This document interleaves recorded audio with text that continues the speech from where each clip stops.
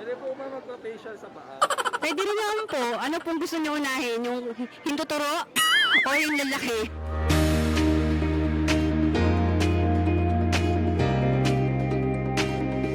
Ang medical mission na ginagawa ng OVM, nag-start mula pa noong 2020.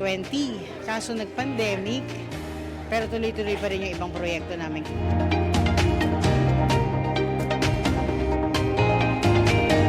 Hindi lang to kasi medical mission.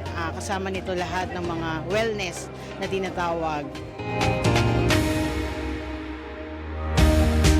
Una sa lahat, maraming salamat sa ating butiing Vice Mayor, Gian Soto, sa kanyang ibinaba na proyekto kasi malaking bagay po ang medical. Maraming salamat at pagpalain po kayo ng Panginoon, Vice Mayor Gian Soto.